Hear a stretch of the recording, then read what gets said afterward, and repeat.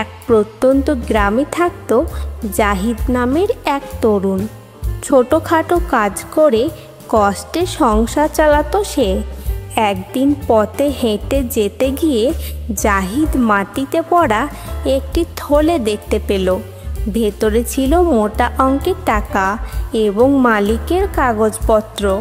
চাইলেই সে টাকা নিজের করে নিতে পারত, কিন্তু মুহূর্তেই মনে হলো অন্যের সম্পদ আমার হতে পারে না। সে চারিদিকে খোঁজ করে অবশেষে মালিককে খুঁজে পায় এবং বিন্দুমাত্র লোভ না করে মানিব্যাগটি ফিরিয়ে দেয়। মালিক অশ্রুসিক্ত চোখে বললেন, তুমি শুধু আমার টাকা ফিরিয়ে দাওনি, আমার মানুষের প্রতি আস্থা আবার জাগিয়ে তুলেছ।